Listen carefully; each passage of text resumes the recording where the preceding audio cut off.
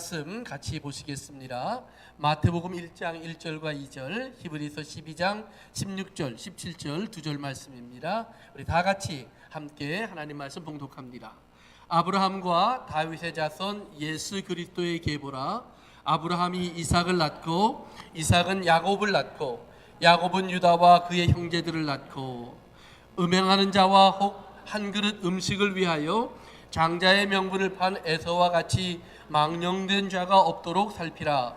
너희가 아는 바와 같이 그가 그 후에 축복을 이어받으려고 눈물을 흘리며 구하되 버림바가 되어 회개할 기회를 얻지 못하였느니라. 아멘.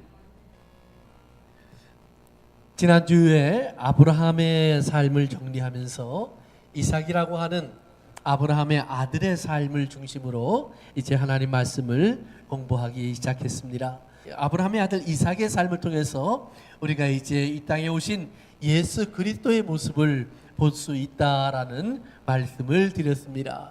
그래서 이삭이 이 땅에 소개된 후에 하나님의 말씀에 보면 이삭은 모리아산이라고 하는 곳에 가서 아브라함 그의 아버지에 의해서 제단에 올려지는 그런 경험을 합니다. 그리고 이제 지난주에 공부한 것처럼 이삭은 결혼을 하게 되었고, 결혼 후에 그의 삶 속에서 그가 위로를 얻던 장막 안에 있던 리브가라고 하는 자기의 아내를 위해서 기도하던 장면이 지난주에 우리가 공부한 내용입니다. 그래서 리브가가 20년 동안 결혼 후에 자식을 갖지 못하니까 이삭은 그 리브가를 위해서 하나님께 간절히 기도했고 하나님이 응답하신 내용을 공부했습니다. 그런데 거기서 이거 기도라는 말을 지난주에 제가 말씀드렸는데, 기도라는 단어는 아타르라는 단어다 라고 말씀을 드렸습니다. 그러면서 아타르라는 단어는 그것은 그냥 우리가 원하는 것을 내가 갖겠으니 하나님 이것 주세요 하는 그런 기도가 아니라 하나님이 기뻐하시는 일이 일어나기를 원합니다 라는 기도라고 말씀드렸습니다. 나는 참 힘들고 나는 참 아프고 나는 참 어려운데 하나님 거기에서 하나님이 기뻐하는 일이 일어나길 원합니다. 예수님이 이 땅에서 사신 삶 속에서 항상 앞세웠던 게 그것입니다. 때로는 예수님은 세례를 받으러 이제 물속에 들어가기도 합니다. 그러면 그 세례를 주는 세례 요한이 그런 말을 했습니다. 아니 내가 당신에게 세례를 받아야지 당신이 왜 내게 세례를 받으러 오십니까? 왜냐하면 예수님은 하나님의 아들입니다. 그분은 거룩하고 의로우신 하나님이시라는 말씀입니다. 그런데 하나님이 세례 요한 앞에 와서 무릎을 꿇습니다. 나는 죄인입니다 라는 말을 하면서 물속에 들어와 세례를 받으려고 합니다. 그러니까 세례 요한이 깜짝 놀라서 아닙니다, 내가 세례를 받아야지요 그랬더니 예수님 말씀하시기를 아니라 우리가 이같이 하여 하나님의 말씀을 이루는 것이 옳으니라. 사랑하는 성도 여러분, 내 삶 속에서 우리가 꼭 기억해야 되는 것은 내 삶 속에서 내가 잘되고 내가 의롭고 내가 선하고 내가 훌륭하다라는 말을 듣는 것이 기독교인의 삶의 목표가 아니다라는 겁니다. 예수를 믿는 사람들의 삶의 목표는 하나님이 기쁘고 하나님이 즐거워하고 하나님이 사랑이고 하나님이 의롭다 하는 것을 드러내는 겁니다. 그러면서 우리가 그 안에서 믿는 것이 있는데 그게 뭐냐 하면 그것이 바로 더 유익한 길이다라는 말이에요. 내가 의로운 것 아무리 드러나 봐야 거기에서 나에게 돌아올 결실은 없는 거예요. 내가 열심히 살고 많은 것을 이루어서 내가 이루었다 하는 그 순간에 내가 얻을 수 있는 아무것도 없어요. 그 부여가 나를 붙잡아주는 것도 아니고 나의 훌륭했던 삶이 나로 하여금 하나님의 나라에 들어가게 하는 것도 아니에요. 내가 아무리 성실하고 열심히 살았을지라도 도덕적인 사람일지라도 내가 지옥에 가는 것을 막아줄 수 있는 길은 없다라는 말이에요. 우리는 지옥을 생각할 때 흔히 그렇게 생각을 합니다. 지옥은 죄를 많이 져서 나쁜 사람이어서 간다라고 생각합니다. 그런데 지옥은 어떤 곳이냐면 하나님의 자녀가 아니면 가는 곳이 지옥이에요. 그러니까 나쁜 사람, 도덕적으로 거짓말도 많이 하고 강도질도 하고 살인을 했고 이런 죄가 많아서 가는 곳이 지옥이 아니다라는 말이에요. 지옥의 가장 기본적인 개념은 하나님의 집에 못 들어갈 사람은 다 지옥에 있는 거와 마찬가지예요. 하나님의 집에 못 들어가는 모든 사람은 이미 죄인이 되었기 때문에요. 그 죄인이 되었다는 말은 뭐냐면 그들의 아버지가 죄의 근본인 사랑이라는 말이에요. 그래서 이 땅의 마지막 때에는 하나님의 자녀들과 사단의 자식, 즉 죄의 자녀들이 드러나게 되어 있어요. 그래서 죄의 자녀들은 계속해서 뭐라고 얘기했냐면, 나는 죄가 없다, 내가 열심히 살았고 내가 성실하게 살았으니까 비록 이 땅에 어떠한 흉년과 풍파가 있다고 할지라도 나는 괜찮을 거야, 그런다고 그랬어요. 이게 내 말이 아니라 에스겔서에 보면 그대로 나와 있어요. 에스겔서 31장인가요? 거기에 보면 하나님 말씀이 기록되어 있어요. 하나님의 선지자를 통해서 사람들이 말을 한다는 겁니다. 내가 열심히 살았고 내가 성실히 살았기 때문에 비록 이 땅에 뭐 비가 많이 온다고 할지라도 또는 가뭄이 든다고 할지라도 나는 상관이 없다, 나는 편안히 거할 것이다. 사람들은 그렇게 스스로 말한다고 성경이 기록하고 있습니다. 사랑하는 성도 여러분, 그것이 얼마나 어리석은 말인지 기억하셔야 합니다. 예수님께서 노아 시절에 이 땅에 심판이 왔던 이야기를 그렇게 해주십니다. 홍수가 나서 사람들이 다 죽게 되는 그날이 올 때까지 사람들은 결혼하고 집도 짓고 그리고 장사도 하고 또 만나서 파티도 하고 자기 생활을 하느라고 아주 분주했다 그래요. 아니, 결혼하는 게 죄입니까? 장사하는 게 잘못된 겁니까? 직장에 가는 게 문제가 있습니까? 사회생활하는 게 왜 잘못된 거예요? 아니에요. 그런데 중요한 건 뭐냐 하면 하나님께서 준비하신 집에 아무도 안 들어가더라라는 거예요. 하나님은 그들에게 구원의 방주를 준비해 주셨어요. 그러나 그 누구도 그 구원의 방주에 들어가야 한다는 생각을 안 하는 거예요. 진짜 자기 생활 그대로 하고 이 땅에서 자기가 살던 것처럼 살면 내가 죽겠다라는 생각을 안 해보는 거예요. 그 당시에 사람들은 웬만하면 800년, 900년을 살았습니다. 그러니까 그 오래 살면서 죽음을 거의 인식하지 않고 살아요. 더구나 홍수가 나서 사람이 다 죽어? 홍수라는 걸 경험해보지 못했어요. 지금은 우리는 가끔 태풍도 오고 지진도 나고 뭐 토네이도도 불고 이런 자연재해가 우리 주변에 있지만 그 당시 사람들은 홍수를 알지 못했습니다. 그러니까 홍수가 난다고 하니까 와레데 그게 뭐야? 그들의 관심은 거기에 없어요. 비가 좀 오기 시작했습니다. 노아가 방주로 들어갔습니다. 사람들이 노아가 방주에 들어간 걸 보고 그거 참 별난 일일 때 그랬을 거예요. 많은 짐승들이 방주로 들어가는 걸 보고 참 신기한 일일 때 구경 왔을 거예요. 그렇지만 그 짐승을 따라서 그 방주 안으로 들어온 사람은 아무도 없었다는 말이에요. 구경 잘했다 그러고 다 돌아갔어요. 비가 오니까 비가 오네? 신기한 일이네? 아마 그랬을 거예요. 하루 종일 비가 왔어요. 이젠 시냇물이 막 급류가 되어서 흐르기 시작합니다. 사람들이 생각할 때 비가 신기할 정도로 많이 오네? 하늘에 구멍이 난 것처럼 하늘 문이 열렸어. 저 궁창 위에 있던 물들이 쏟아져 내리기 시작했어요. 땅이 터져서 막 물이 터져 올라오기 시작했어요. 일부 사람들은, 낮은 데 살았던 사람들은 큰일 났네, 높은 데로 올라갔을 거예요. 그러나 그때까지도 죽을 거라는 생각을 한 사람은 아무도 없어요. 내가 사업 다 그만두고 내가 결혼식 다 취소하고 내가 살 길을 찾아야지, 그런 사람 없어요. 그런 일들이 일어나서 물이 차 올라와도 설마 했다는 말이에요. 어쩌면 마지막 사람이 죽으면서 나는 죽지만 이것이 세상의 끝이야, 이렇게 생각하지 않았을 거예요. 이 정도로 사람들은 미련하다는 거예요. 하나님께서 마지막에 세상을 심판할 때도 아마 세상은 똑같은 생각을 할 거예요.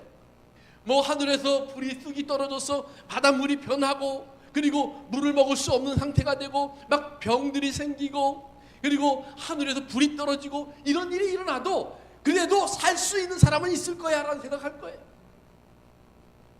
이 땅에서 하나님이 모든 것을 걷어가서 이제는 땅도 사라지고 하늘도 사라지고 새 하늘과 새 땅이 드러난 후에야 비로소 사람들은 내가 왜 그랬을까 후회한다는 말이에요. 사랑하는 성도 여러분, 하나님의 말씀대로 우리가 하나님이 누군지를 알아야 합니다. 하나님을 모르는 사람들은 영원할 수가 없어요. 하나님을 모르는 사람들은 하나님의 집에 들어갈 수가 없어요. 하나님의 집에 들어가려면 반드시 하나님을 알아야 돼요. 하나님이 아버지가 되어야 돼요. 그래서 예수님의 삶에서는 가장 중요한 것이 뭐냐 하면 내가 어떻게 살고 싶으냐가 아니라 하나님이 어떤 삶을 나를 위해서 준비하셨는가가 중요한 거예요. 나는 어떻게 살게 하나님이 작정하셨는가, 하나님은 나를 왜 이렇게 만드셨는가? 여러분들을 하나님이 만드시면서 하나님은 굉장히 많은 것을 포기하셔야 돼요. 사람의 아버지가 되시려면 하나님은 하나님 나왔던 많은 것들을 잃어버리셔야 돼요. 하나님은 손가락질도 받아야 되고 욕도 들으셔야 돼요. 어쩌다가 하나님의 자녀들이 여 모양 요꼴밖에 안 될까라는 정도의 표현들이 이 땅에 얼마나 많이 있어요. 오늘 교회를 비판하는 말들, 교회를 나가는 예수를 믿는 사람들은 손가락질하는 소리들이 얼마나 많이 있는데, 사실 그 소리를 듣다 보면 우리가 변명할 수 없는 말들이 너무 많아요. 세상 보기에 부끄러울 정도의 교회가, 세상 보기에 부끄러울 정도의 하나님의 자녀들이 충분히 있어요. 그런데 성경은 뭐라고 그러냐면, 그럼에도 불구하고 하나님 말씀하시기를 너희의 그런 모습이 있음에도 불구하고 내가 내 이름으로 불리우는 너희를 구원하리라 그래요. 그 이유는 뭐냐 하면 하나님의 이름으로 약속했기 때문에 그래요. 하나님의 이름으로 행하셨기 때문에 그래요. 그래서 그럼에도 불구하고 우리를 구원하시려면 하나님이 하셔야 될 일이 하나가 있어요. 그것이 뭐냐면 예수 그리스도를 십자가에 못 박히게 하셔서 우리의 대속물, 우리를 죄를 위해 대신 죽어주시는 분으로 만드셔야 돼요. 예수님이 십자가를 지셨기 때문에 하나님은 죄인이 돼버린 우리도 하나님의 자녀들이라는 그 한 가지 사실 때문에 건져내실 수 있는 거예요. 예수의 보혈로 씻어내실 수 있는 거예요. 그리고 거룩하고 의로운 자로 만들어 여겨주실 수 있는 거예요. 오늘 여러분들의 삶을 하나님의 자녀로 만들어주신 하나님의 은혜를 기뻐하시기를 주님의 이름으로 축원합니다. 이삭이라는 사람이 자기의 아내가 아이를 갖지 못하자 하나님께 간절히 기도합니다. 하나님께 간절히 기도하니까 20년 만에 리브가는 아이를 낳게 됩니다. 지난주에 말씀드렸던 것처럼 리브가가 아이를 낳은 것을 우리는 흔히 하나님의 응답이라고 생각을 합니다. 이삭이 자식을 달라고 기도했으니까 자식을 준 것 아닐까? 아니라고 그랬어요. 이삭은 하나님 앞에 하나님의 기쁨이 되길 원합니다. 하나님, 내가 아프지만, 내가 외롭지만, 내 아내가 자식이 없지만, 내 아내가 슬퍼하지만 이 일을 통해서 우리의 욕심이 일어나는 것이 아니라 하나님 뜻이 이루어지길 원합니다. 예수님의 기도를 했다고 그랬어요. 그래서 하나님께 열어놓으니까 하나님이 응답하셨는데 두 아들이 생겼어요. 생각해 보세요. 어떤 어머니가 지난주에 말씀드렸지만 자기 아이 쌍둥이가 뱃속에서부터 원수가 되길 원했어요. 그런 엄마는 없어요. 그런 기도하는 엄마는 없어요. 그런데 하나님이 주신 자녀는 그런 자녀들이었어요. 그 아이들이 태어났을 때 한 아이, 큰 아이는 어떻게 태어났어요? 아주 몸이 붉고 온몸에 털이 가득했어요. 그래서 그 아이를 에서라고 불렀어요. 나중에 보면 그 밑으로 조금만 내려가 보면 나중에 에서가 배가 많이 고파서 집에 와 보니까 야곱이라고 하는 자기 동생이 죽을 끓이고 있어요. 근데 그것이 우리나라 팥죽이라고 되어 있는데 요즘으로 말하면 렌틀콩입니다. 렌틀콩으로 죽을 끓였어요. 좀 붉은수만 빛이 나요. 그러니까 그 죽 좀 달라고 하니까 야곱이 그 죽을 팔았어요. 장자권을 내놓으면 내가 죽을 줄게. 그랬더니 에서가 그 장자권을 내놓고 그 죽을 받아 먹어요. 그래서 그 붉은 죽을 받아 먹었다고 그래서 에서의 이름을 에돔이라고 부르기도 했어요. 그래서 불다라는 말이에요. 불다. 근데 이 불다라는 말은 단순하게 그저 피부 색깔이 좀 구릿빛이다 그런 정도의 의미가 아니에요. 굉장히 멋있고 남자답고 매력있고 이런 뜻이에요. 아주 건강해 보이고 건장한 사람이에요. 그러니까 에서는 남자로서는 그만한 남자가 없어요. 요즘으로 말하면 복근이 있고 막 근육이 탁탁탁 생겨 있고 키도 훤칠하고 얼굴도 미남이고 운동도 잘하고 씩씩하고 이런 아주 멋있는 사람으로 태어났다라는 거예요. 거기다가 그 다음에 나오는 설명을 보니까 에서는 어떤 사람이냐면 사냥도 잘하는 사람이에요. 그래서 고기를 잘 잡아와요. 그래서 아버지가 에서를 굉장히 좋아해요. 왜냐하면 아버지는 항상 고기를 입에 달고 사는 사람이에요. 나는 고기가 좋아. 그런데 그 에서가 매일같이 산에 나가서 또는 들판에 나가서 그 고기를 잡아갖고 오잖아요.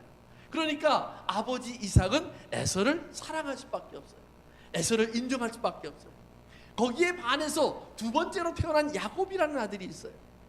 이 야곱이라는 아들은 태어나면서 형의 발꿈치를 잡고 나와서 야곱이라는 이름을 가져요. 뭔가를 뺏으려고 하는 사람, 뭐 갖고 싶어서 막 안달이 난 사람, 심지어는 속이고 거짓말하는 사람, 이런 이름이에요. 어떤 아버지가 그런 이름을 자식에게 줬는지 모르겠어요. 저는 죽어도 그런 이름을 안 줄 것 같아요. 그런데 야곱을 보더니 아버지가 아마 나면서부터 구분을 해버린 것 같아요. 넌 희망이 없어. 에서가 나의 아들이고 에서가 나의 꿈이야. 그래서 이삭은 에서에게는 멋진 이름을 줬는데 야곱에게는 그런 아주 천하고 그다음에 못쓸 이름을 그냥 주고 말았어요. 그래서 그 야곱은 태어나서 그렇게 사는 거예요. 심지어는 에서가 산에 가서 들판으로 나가서 막 사냥을 해갖고 돌아올 때 야곱은 집에서 죽 끓이고 있어요. 한번 생각해 보세요. 두 아들이 있는데 똑같이 태어났는데 한 아들은 나가서 사냥을 해갖고 와서 아버지에게 먹여요. 아들 멋있게 생겼어요. 당당해요. 사람들에게 인기도 좋아요. 주변 사람들이 보면 다 그 집 큰아들 잘 뒀어 그래요. 근데 둘째는 하는 짓이 이거는 사나이답지 않아요. 그냥 꽁하고 그저 집안에서나 왔다 갔다 하고 그저 앉아서 그저 어머니 품에 안겨서 그저 어머니를 떠날 줄 모르고 하는 것이 보니까 엄마가 하던 짓을 그대로 따라서 하고 이게 여자인지 남자인지 잘 모르겠어요. 그러고 있다는 말이에요. 그러니까 아버지의 기대가 그에게 아무것도 없어요. 이렇게 두 아들이 태어났다는 말이에요. 아버지의 기대를 한 몸에 갖고 사니까 아마 에서는 야곱을 툭하면 무시했을 거예요. 야곱은 그의 마음에 더욱더 간절한 마음이 생겼을 거예요. 이것이 그 집안의 모습이에요. 그런데 아브라함이 죽어요. 에서가 야곱이 15살이 됐을 때 할아버지 아브라함이 죽어요. 아브라함이 죽고 나서 저들이 장성한 사람이 돼요. 그리고 나서부터 이제 이 두 아들의 삶이 적나라하게 이제 아버지에게 보여지기 시작합니다.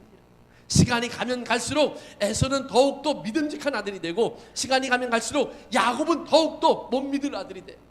아버지가 나이가 많아지니까 결심을 합니다. 내가 더 나이 먹기 전에 내 아들들에게 축복해야 되겠다. 그래서 야곱은 부르지도 않아요. 기회도 주지 않아요. 에서를 불러서 뭐라고 그러냐면 에서야 내가 오늘 내게 축복하겠다. 우리 아버지 아브라함이 죽으면서 내게 축복한 그 축복, 하나님이 모리아 산에서 내게 들려주셨던 그 약속의 말씀들을 내가 내게 주겠다. 그러니까 오늘 너는 나가서 맛있는 음식을 만들어 갖고 사냥을 해서 맛있는 음식을 만들어서 내게 가져오너라. 그러면 내가 그거 먹고 배부르면 그 기분 좋은 마음 가지고 마음껏 축복해 줄게. 가끔 우리는 이 말씀을 가지고 오해할 때가 있습니다. 그래서 하나님도 우리가 세상에 나가서 돈 많이 벌어 갖고 와서 헌금 많이 드리면 기분이 되게 좋으셔 갖고 그날은 내가 너에게 복을 세게 해줄 것 같아. 하나님은 안 그렇다는 말이에요. 하나님은 우리에게 달라고 하지 않아요. 기억하세요.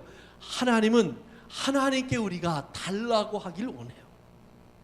하나님께 우리가 구하기를 원해요.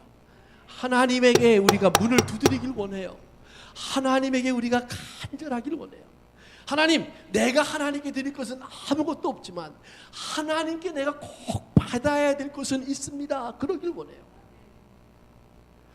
내가 하나님을 기쁘게 할 수 있는 것은 없지만 하나님, 하나님의 기쁨이 내게 돌아올 수 있기를 원합니다. 그거예요.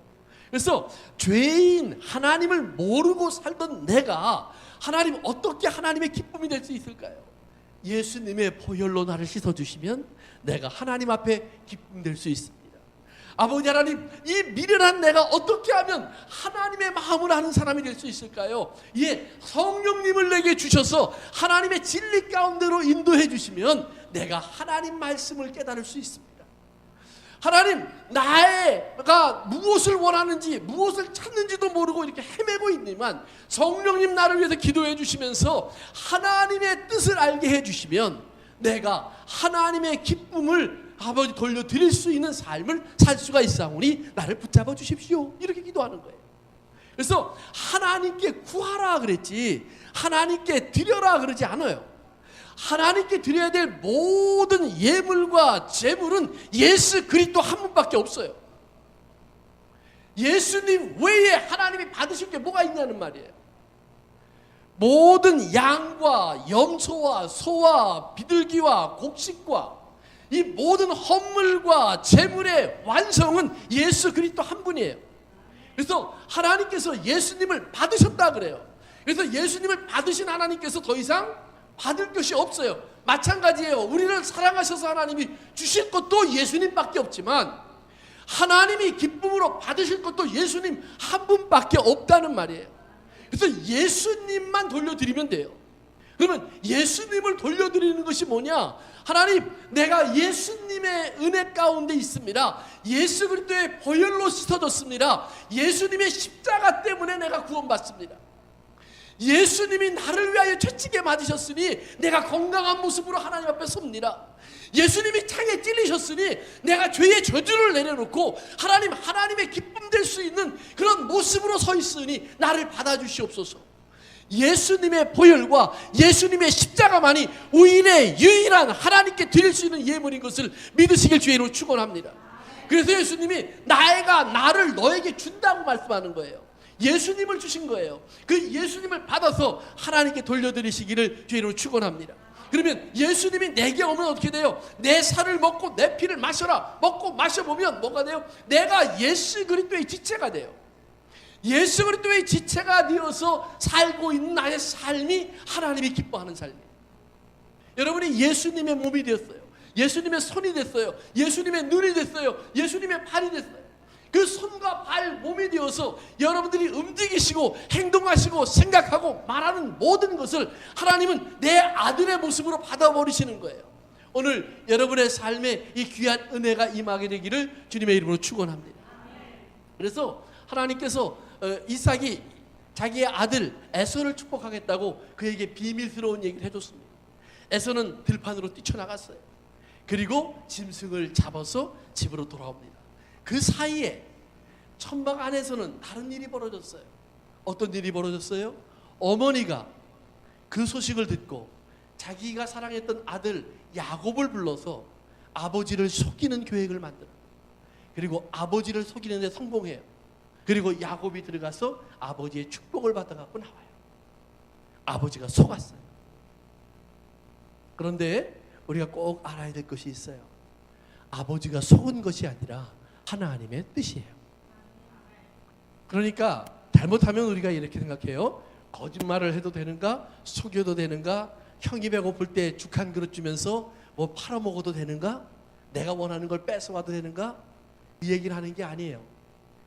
야곱이 복을 받도록 예정하신 이는 하나님이시고 하나님께서 그 일을 행하시고 있었다라는 말이에요. 야곱은 그렇게 하지 않았어도 복을 받았을 거예요. 왜냐하면 하나님의 뜻이었으니까. 하나님의 뜻이었으니까. 그렇죠? 예수님께서 이 땅을 살면서 보여주신 게 뭐예요? 남을 속여서 하나님 복을 받았다? 아니에요. 하나님 말씀대로 살아보니까 점점 어려워지더라라는 말이에요. 야곱이 형보다 못하게 태어났는데 형 거 갖고 싶어서 막 발버둥 치고 있는데 사실 하나님이 주시려고 하는 것은 형을 붙잡을 필요가 없어요. 그렇잖아요. 하나님이 내게 주시려고 하는 하나님의 자녀의 모습은 이 땅의 사람들이 볼 때에는 미련하고 둔하고 어리석은 사람들에게 먼저 찾아가더라는 말이에요. 예수님이 와서 보니까 이 땅에 교회 안에 있는 멋진 사람들이 있어요. 성경도 많이 하는 사람들이 있어요. 부자인 사람들도 있어요. 그런데 길거리를 다니다 보니까 거지가 있어요. 참녀가 있어요. 세리가 있어요. 도둑놈이 있어요. 강도가 있어요. 구걸하는 사람들이 있어요. 그런 사람들 100만 명, 200만 명 교회로 찾아와 봐야 교회에 헌금 한 푼도 못하는 사람들이에요. 그냥 그 사람들 들어오면 들어올수록 교회에 부담만 되는 사람들이에요. 그런데 예수님 뭐라고 하냐면 그들 속에 들어가서 저들에게 양식을 주어라. 저들이 불쌍하구나. 저들에게 하나님의 구원의 복음을 나누어 주어라 그래요. 왜? 성전 안에 오면 열심히 하나님 말씀 알고 공부하고 하나님 말씀대로 살겠다고 노력하는 사람들이 많이 있는데 그 안으로 들어오지 않고 왜 바깥에서 그러느냐. 성전 안에 들어와서 보니까 거기에 있는 사람들에게는 예수님이 필요 없더라라는 말이에요. 여러분 정말 예수님이 필요하세요? 정말 예수님이 필요하세요? 예수님이 필요한 사람은 병상에 누워있던 사람이에요. 자기 혼자서 예수님께 갈 수 있는 방법조차 없었던 사람이에요. 친구들이 겨우 들어서 지붕 뚫고 내려주니까 그 앞에 예수님이 있어요.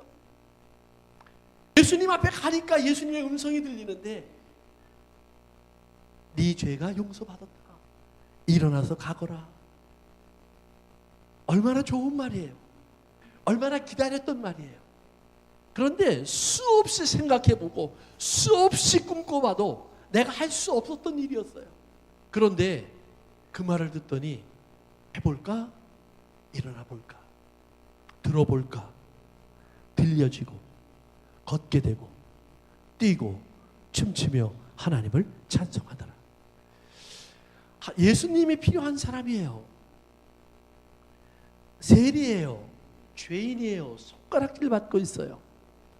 그런데 어느 날 예수님이 앞에 섰어요. 그러더니 나를 따라오너라 그래요. 네가 나를 따라오면 내가 곧 길이요 진리요 생명이니 하나님 아버지 앞에 나가게 될 거야 그래요. 아니, 저는 세리라 온 동네 사람들이 손가락질 하는데요. 사람들이 다 나는 죄인이라고 성전 근처에도 못 들어오게 하는데요. 주님 말씀하십니다. 내가 온 것은 죄인을 불러 회개시키려 온 거야 그래요. 네가 성전에 가서는 회개할 자리를 찾지 못하겠지만 내게 오면 거기에 네가 어떤 죄가 있든지 간에 너는 회개할 수 있는 기회가 있어라는 말이에요. 성도 여러분, 예수 그리스도 앞으로 오면 어떤 사람일지라도 회개하고, 어떤 사람일지라도 죄를 찢고, 어떤 사람일지라도 하나님 앞에 의롭다함을 받을 수 있는 변화가 일어날 수 있음을 믿으시길 주의 이름으로 축원합니다. 우리의 신앙은 그런 거예요. 내 안에 무언가가 있다라고 생각하는 게 아니에요. 없는데, 캄캄한데, 땅이 혼돈하고 공허하며 흑암은 깊음 중에 있어요. 내 안 어디에서 선한 것을 찾아볼 수 없어요. 그런데 그 하나님이 말씀하시니 내 저녁이 아침으로 바뀌어간다는 말이에요. 이걸 믿으셔야 돼요.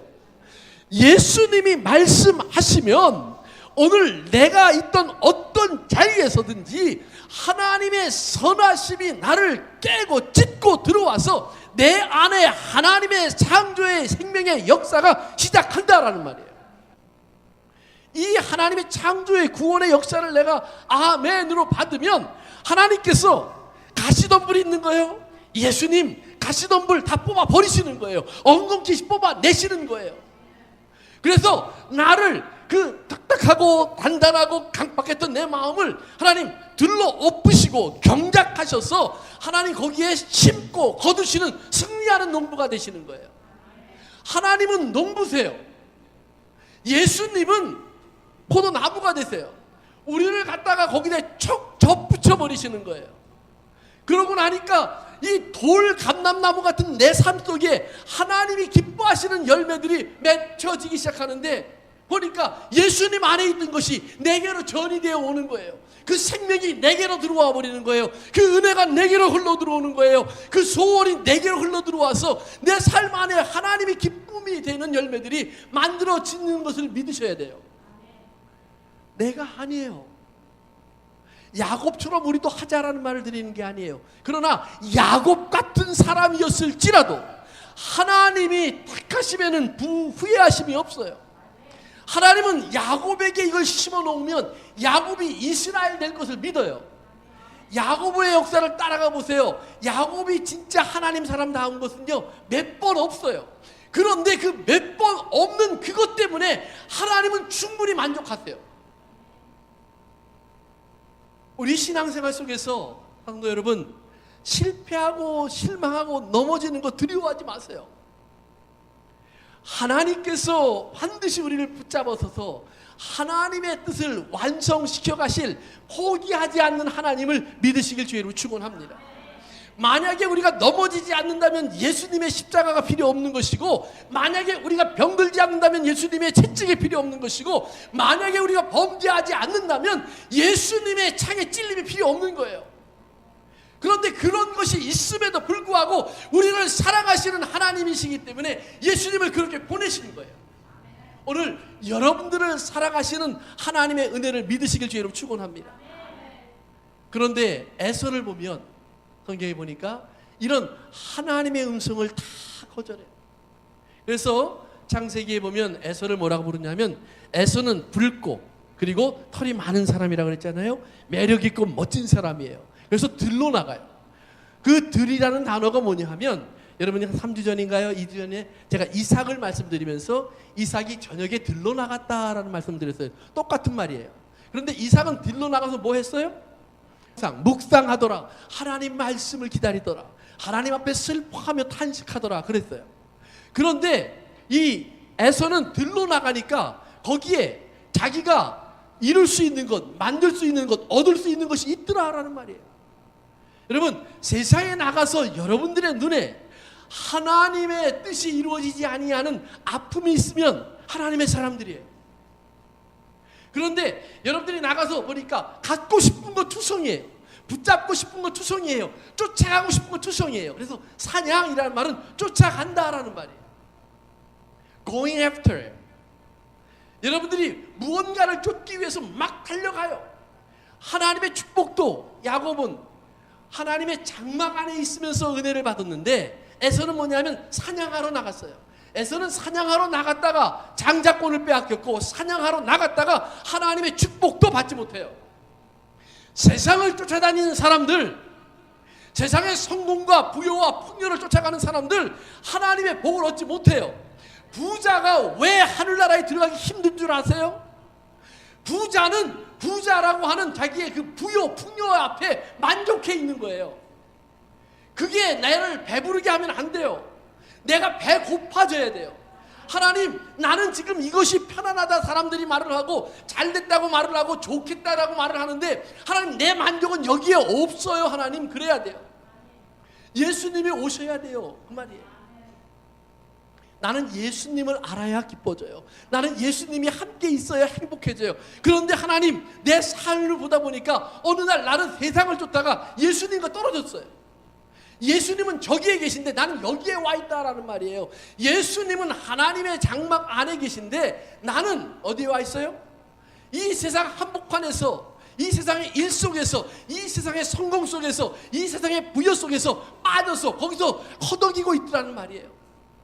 겉으로 볼 때는 잔치하고 겉으로 볼 때는 즐기고 있는데 즐기자, 먹자, 마시자, 누리자 하고 있는데 거기에 아무것도 남을 것이 없어요.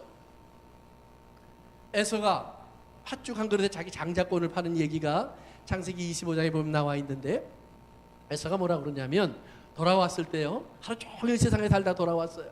그래갖고 뭐라 그러면 내가 죽을 것 같아. 너무 지쳤어요. 여러분, 하나님의 일에는 안식이 있지만 세상 일에는 쉼이 없어요. 하나님의 일에는 쉼이 있지만 세상 일에는 탐욕이라는 것이 끊임없이 나를 자극해요. 나를 쉬지 못하도록 계속해서 몰아가요. 에서가 지쳐서 돌아온 거예요. 죽어야 그 손을 놓는 거예요. 죽을 것 같이 됐어요. 그때 팥죽 한 그릇을 보더니 뭐라고 그러냐면 그 팥죽을 내게 다오. 야곱이 말을 합니다. 형의 장자권을 내게 파세요. 그러면 내가 팥죽을 줄게요. 그랬더니 에서가 장자권이 뭐라고 그래요. What is it for me? 그래요. What is it for me? 장자권? 그까짓 거 뭔데? 죽게 생겼는데 팥죽 한 그릇 하고 장자권? 그건 뭐 이름뿐인 건데 그게 뭔데? 그래요. 그리고 그걸 가볍게 여기고 팔아서요. 그래서 그 밑에 가보면 이렇게 돼 있어요. 에서가 먹고 마시고 일어서서 가더라. 이것은 에서가 장자권을 가볍게 여김이더라.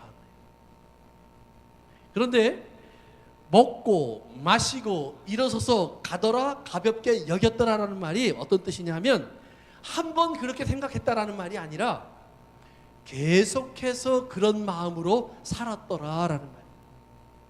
잘 먹으면 그만이지. 잘 돌아다니면 됐지. 그리고 내가 가고 싶은 대로 갈 수 있으면 됐지. 이거 뭐라고? 성도 여러분, 세상에 나가서 여러분들이 어떤 일을 앞에 둘 때 꼭 생각하세요. 하나님의 아들이라는 이름과 세상에서 내가 갖고 싶은 것이 충돌될 때 여러분들은 무엇을 택할까 질문해 보세요. 예수님이 이 세상에서 살다가 많은 인기를 얻어서 예루살렘이라는 성으로 들어가는데요, 성경에 보니까 사람들이 예수님을 보고 환호하기 시작해요.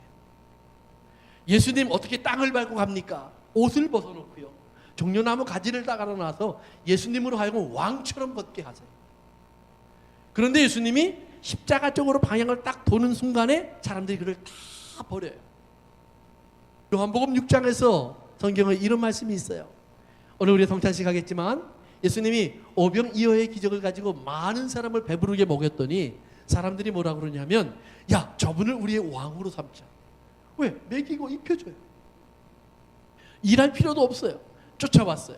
왕이 되어 주십시오 하니까 예수님이 네가 진짜 내가 왕이 되기를 원한다면 내 살과 피를 먹어라 그래요. 그러니까 사람들이 뭐라 그래요? 미쳤구나 그래요. 다 떠나가요. 마지막에 12 제자가 남았어요. 예수님이 그들에게 물어봐요. 너희도 가려느냐? 베드로가 대답해요. 생명의 말씀이 여기 있사오니 우리가 어디로 가리이까? 성도 여러분, 귀한 거예요. 우리가 지금 예수님을 쫓아오는데 어떻게 보면 허공 잡는 거예요. 여러분, 예수 믿으면 하나님이 직장 주시고, 예수 믿으면 하나님이 나에게 인기 주시고, 예수 믿으면 하나님이 나에게 성공 주시면 얼마나 좋아요. 그런데 예수 믿으면 세상에 살면서요, 우리가 성공하기보다는 실패하는 게 더 쉬워요. 인기를 얻는 것보다는 잃어버리는 게 더 쉬워요. 예수 믿으면 돈 많이 버는 것보다는 못 벌기가 더 쉬워요. 왜요? 어떤 일은 예수 믿기 때문에 안 해야 되잖아요. 어떤 자리는 예수 믿기 때문에 가서 앉고 싶지만 앉으면 안 되잖아요. 어떤 장소는 예수 믿기 때문에 가고 싶지만 안 가야 되잖아요. 이런 선택을 해야 될 때가 있어요. 근데 가면 성공해요. 그 일 하면 돈 벌어요. 그렇게 하면 사람들이 인정해요. 그런데 예수님 때문에 내가 이건 예수님 때문에 내가 못하겠구나 라고 물러나면 하나님이 하늘에서 황금을 가루처럼 뿌려준다든지, 길을 걷다가 넘어졌는데 다이아몬드를 발견한다든지, 복권을 샀는데 1등이 된다든지 이러면 괜찮은데 아니에요. 내가 포기한 것 가지고 저 사람이 잘 먹고 잘 살아요. 내가 안 간 자리에 다른 사람이 앉아서 떵떵거리고 있어요. 나에게 뭐가 남아있어요? 하나님의 음성 하나가 남아있어요. 내가 너를 사랑한다. 내가 너를 기뻐한다. 내 사랑하는 자야. 근데 이것도요, 항상 들려지면 괜찮아요.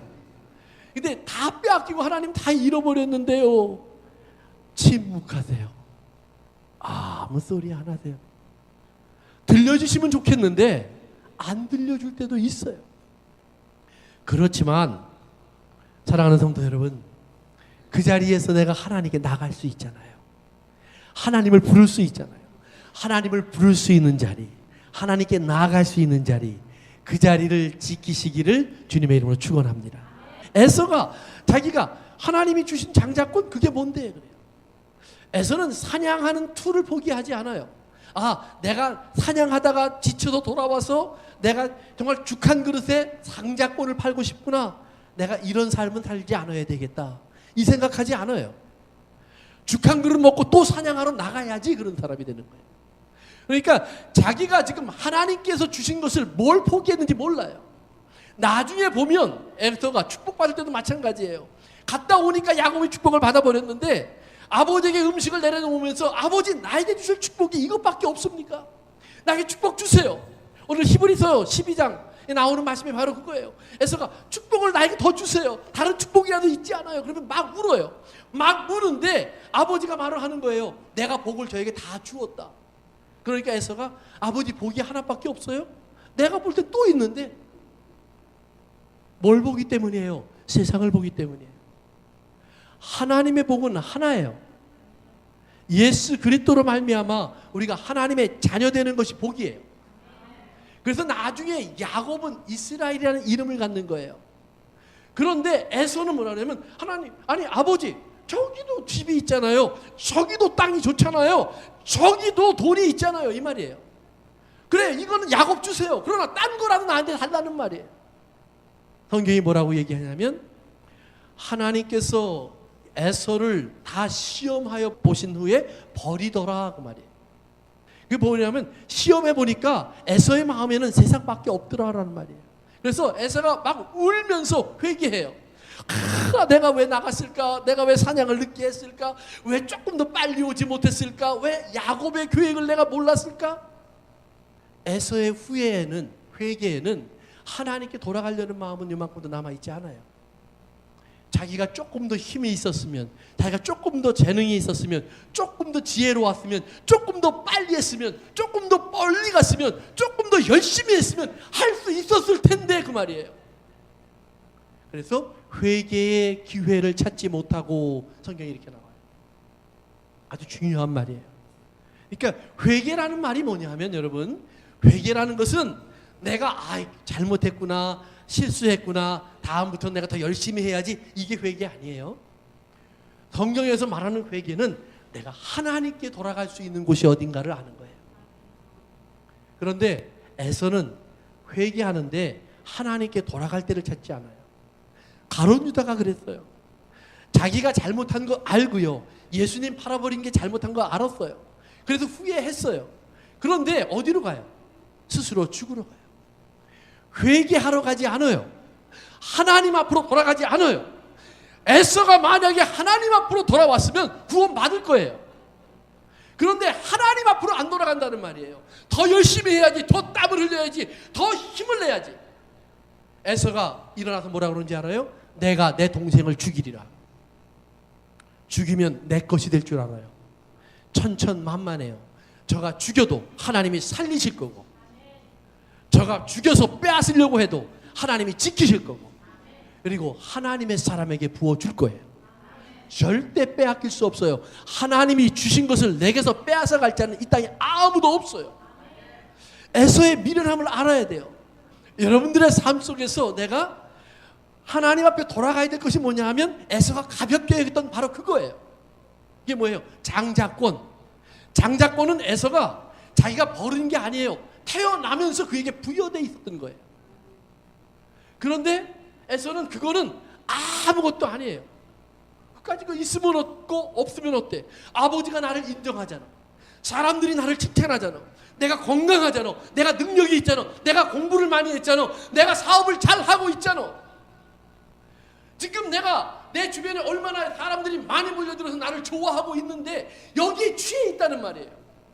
그것을 먹고 마시고 거기에 빠져서 살고 있다는 말이에요. 더 열심을 내고 있어요. 더 성실하게 하고 있어요. 그리고 그것을 즐기고 있어요. 그 땀과 수고 속에서 그런 하나님의 말씀을 지킨다고 하는 그런 즐거움 속에 빠져 있어요. 예수님이 왔을 때 이스라엘 사람들이 그랬어요. 많은 바리새인들이 하나님의 율법을 지키면서 성전에 나가서 예배를 드리고 제사를 드리면서 그들이 무슨 생각을 했냐면 하나님이 나를 인정하시겠지 그래요. 그런데 회개하는 사람은 아무도 없어요. 예수님이 필요한 사람은 거기에 없어요. 예수님 옆에서 잘 보고 있다가 나한테 상이나 주십시오 이런 사람은 많은데, 예수님, 나는 예수님이 없으면 하나님의 품에 다가갈 수도 없고 하나님의 얼굴을 볼 수도 없고 하나님의 음성을 들을 수도 없고, 나는 소경이요, 나는 말 못하는 벙어리요, 나는 안진뱅이와 같고, 나는 가난하고 거지가 되어서 아무것도 할 수 없습니다. 내 안에 남아있는 거라고는 후회하는 마음뿐입니다. 슬퍼하는 마음뿐입니다. 하나님, 내가 어찌하면 좋을까요? 근데 그 나 같은 사람을 불쌍히 여겨서 예수님이 만져주시더라는 얘기예요. 내가 힘이 생기니까 일어나고, 내가 입이 열리니까 찬송하고, 내가 눈이 보이니까 하나님 아버지 주님 그런다는 말이에요. 내 손에 지극히 작은 것이 있을지라도 그것을 주님께 돌려드리더라라는 말이에요. 주님과 함께 하려고 하더라는 말이에요. 오늘 여러분의 삶 속에서 이런 은혜가 있기를 주의 이름으로 축원합니다. 야곱은 드렛 사람인 에서와는 전혀 달랐던 사람이에요. 그런데 하나님께서 야곱을 위해서 준비하셨던 한 가지, 내가 저를 사랑하였노라라는 사랑을 소유하여. 에서, 저는 드렛 사람이었어요. 참 많은 땀을 흘렸어요. 참 많은 수고를 했어요. 아버지가 인정했고, 사람들이 인정했고, 주변이 인정했어요. 환경이 인정했어요. 자기 스스로도 자기를 인정할 만했어요. 그렇기 때문에 그는 그 길이 옳은 줄 알았어요. 옳은 길이 아니었던 것처럼 에서의 길 속에서 에서는 스스로를 속이고 말아요. 이렇게만 하면 될까? 성도 여러분, 교회를 섬기지 말라는 말씀을 드리는 것도 아니에요. 하나님께 봉사하지 말라는 말씀을 드리는 것도 아니에요. 그러나 분명히 아셔야 됩니다. 여러분이 봉사하기 때문에, 열심을 갖고 있기 때문에, 전도하기 때문에, 뭐하기 때문에 아니에요. 내가 아무것도 아닌데 하나님이 나를 사랑하기 때문에, 나를 자녀 삼아 주셨기 때문에 내가 아버지 앞에 나아갈 수 있구나. 그 아버지 앞에 나아갈 때, 그러면 하나님이 내게 손을 주셨으니 내가 수고하여 하나님을 기쁘게 하여 드리, 하나님이 내게 발을 주셨으니 내가 달려가서 하나님을 즐겁게 하여 드리리, 하나님이 내게 직장을 주셨으니 내가 이 일터에서 하나님께 영광을 돌리리, 내게 가정을 주셨으니 이 가정 속에서 내가 하나님의 기쁨이 되리라, 내게 주신 교회 속에서 내가 하나님께 거룩한 산 제사를 드리리. 오늘 여러분의 삶에 귀한 결실들이 있기를 주의 이름으로 축원합니다. 기도합니다.